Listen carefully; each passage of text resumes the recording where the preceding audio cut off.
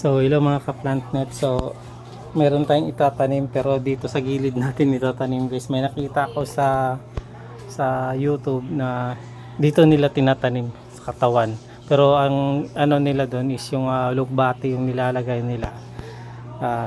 Ito tayo susubukan natin itong sibuyas daunan kung tutubo ba siya dito sa gilid, which is mas maganda kasi din dito sa kung ganung proseso ang gagawin kasi ito mahahaba yung ano natin, yung paso. So sayang yung baba guys. Kung ito gumana, ibig sabihin mas maganda tayo dito na lang sa baba magtanim. Tapos sa taas na lang tayo maglalagay ng yung mga pinagbalatan natin, parang fertilizer din nila na diretso. Tapos yung ano kasi namin din, yung mga pusa din kasi makukulit, umaakyat-akyat dyan, minsan nasasagi nila, kaya yung mga tanim na possible na namamatay. So ang gagawin lang natin guys,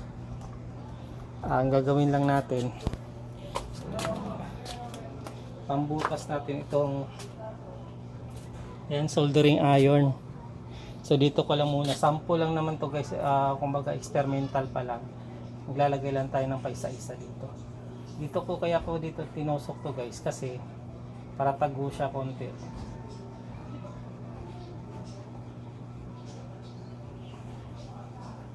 Para hindi ko dito kasi posible na masasagi. Madalas masagi pag yung mga dumadaan.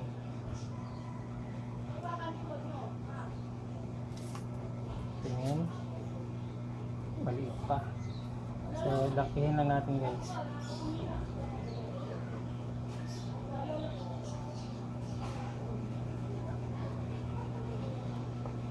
So ayan ang isa. Dito din ang isa.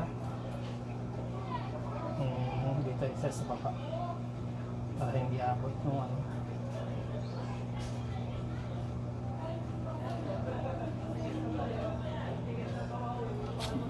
Kita ba? Ayan.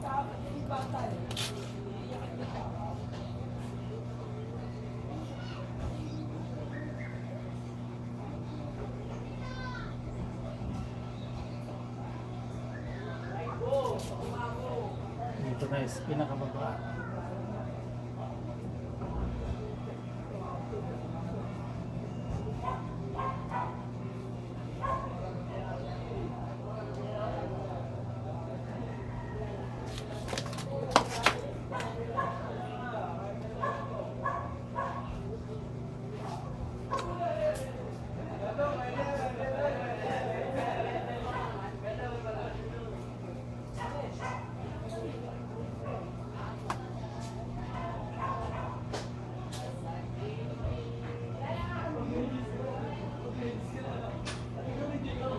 Ayun pala guys is October 19.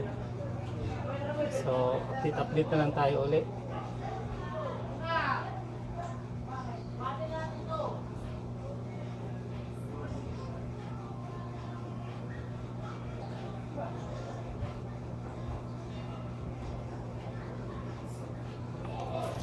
Yan.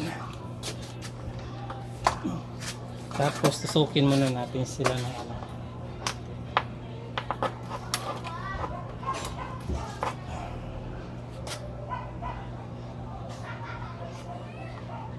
Di pa kasya guys.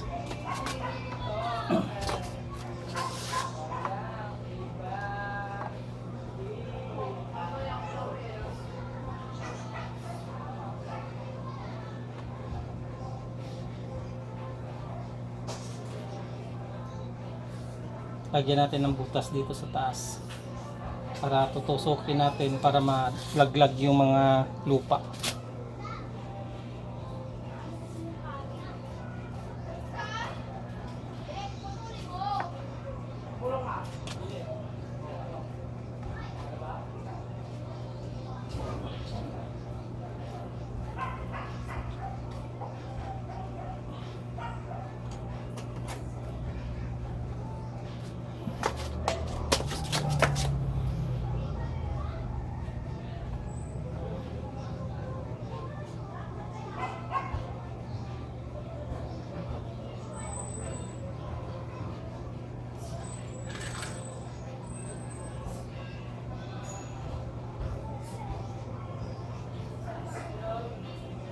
Kaya natin sila sinasample sa isang butas para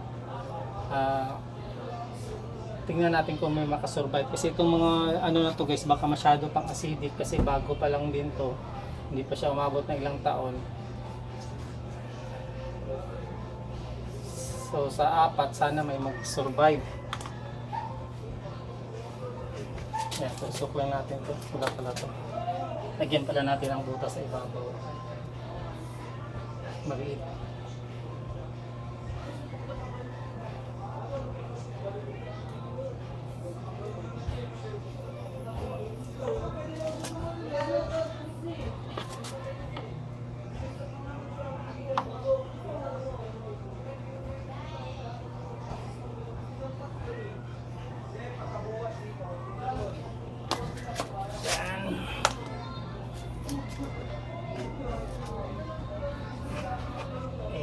Para matusok lang. Halo to masyado guys. Halo to. Ito. Papahiga kaya natin. Ganun.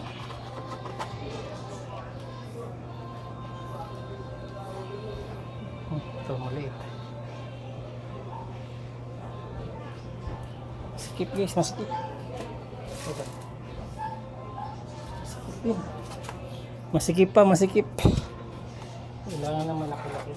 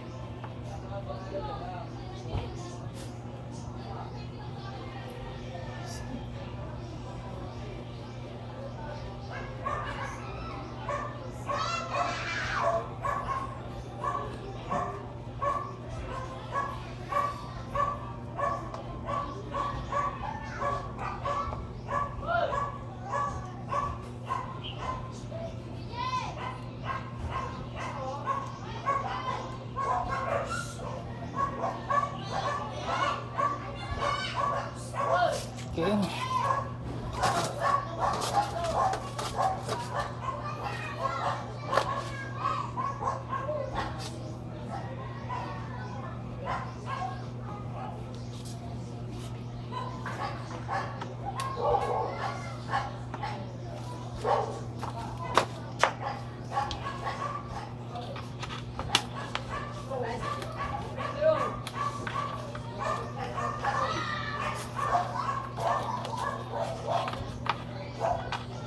Masyadong halo guys, dito tayo sa baba.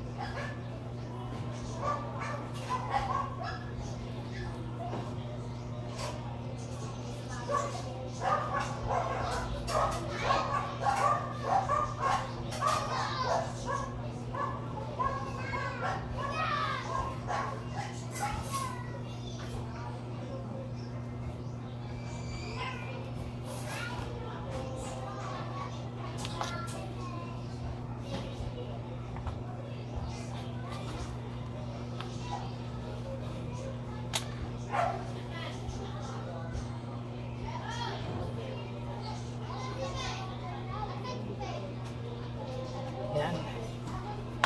Sabay tusukin natin na.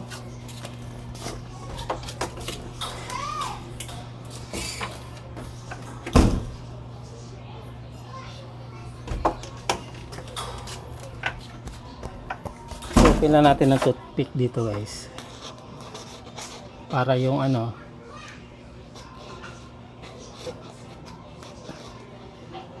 matatakpan yung pinaka ugat niya.